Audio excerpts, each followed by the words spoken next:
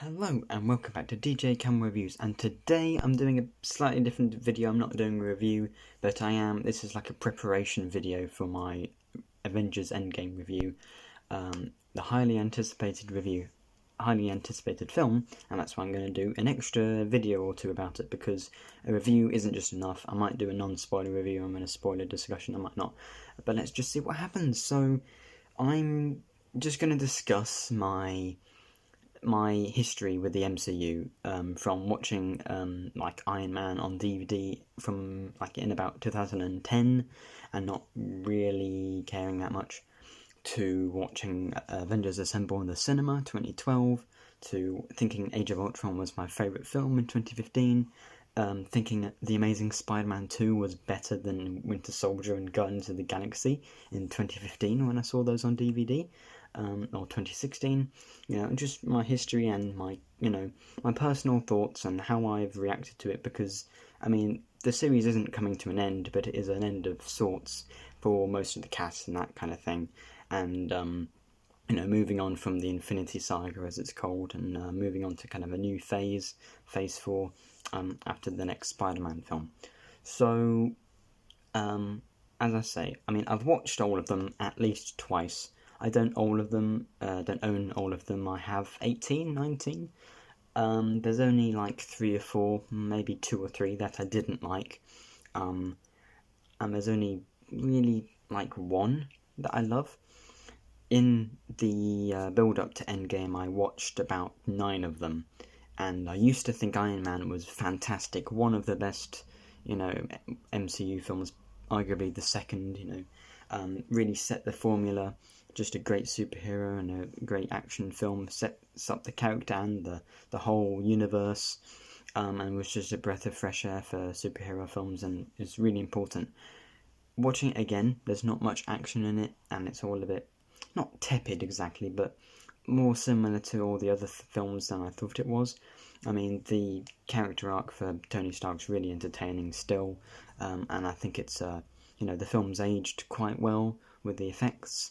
Then it wasn't as daring as I thought it was, perhaps, originally. Still a really good film, but yeah, as I say, I only love one MCU film now, and that's my favourite one, Captain America Civil War. I think that's the best one, spoiler, even before, even after watching Endgame, I think Civil War's still a better film, but then even that's not flawless. I'll, not hide the fact that superhero films and big CGI films other than Godzilla, aren't my type of thing anymore. I still like them, I still enjoy them, I still go to see them, and I still discuss them, but I would way rather discuss, some sci-fi, or, like a Guy Ritchie film, or, Mission Impossible, anything like that. Things that are kind of more in reality. Still completely ridiculous and not like hard-hitting dramas, but, practical action and that sort of thing, which the MCU has lacked. Now, I still like these films. I'm still a fan. I saw Endgame opening night, but I thought I was invested in it, a couple of years ago, more so than I am now.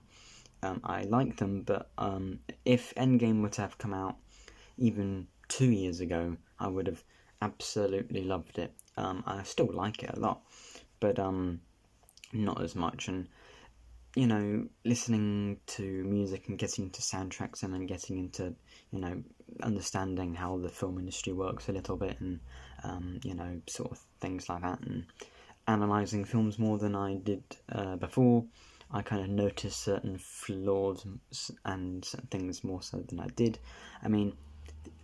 After watching like the 9 films I saw in the MCU, it's certain that they're all funny.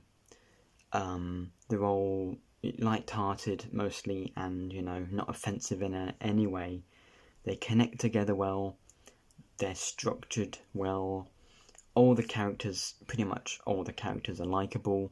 The villains weren't so good and have gotten better, but the characterization and the humour and the interactions is what people go to see in these films. If all these films were just action throughout, and no like story or having all the good character moments that people go to see, people wouldn't have watched 22 of them. We wouldn't be here, Endgame, and having so many people highly invested in this franchise. So, the fact that this series exists is truly a marvel, pun intended. The fact that not only have they been financially successful, but critically successful all throughout the board. There's not any film that's been panned by the critics or the audience at all, quite frankly.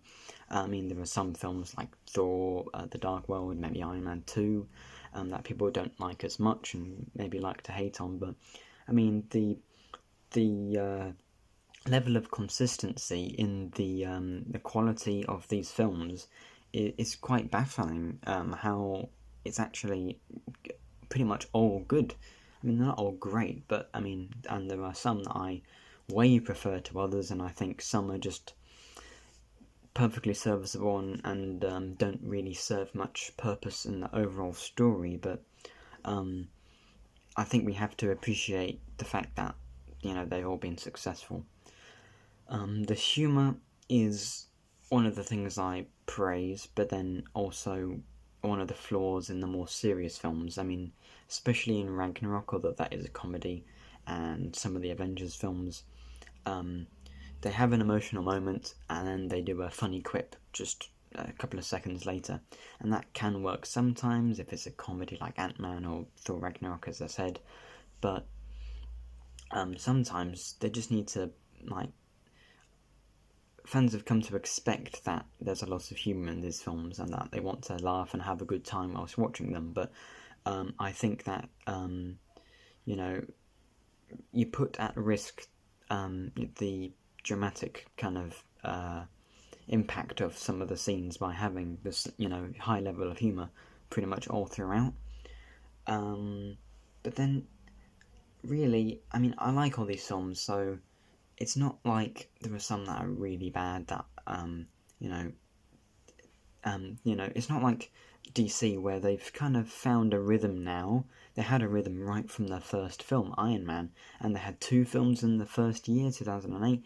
They've really, Kevin Feige has done fantastically, and all the writers and all the producers and directors and the cast have all done so well to keep them connected and keep a level of quality throughout, and a level of consistency in the tone of the films and that sort of thing. But also, I completely forgot what I was going to say, so I'm not even going to bother going down that route. It might come to me later, but,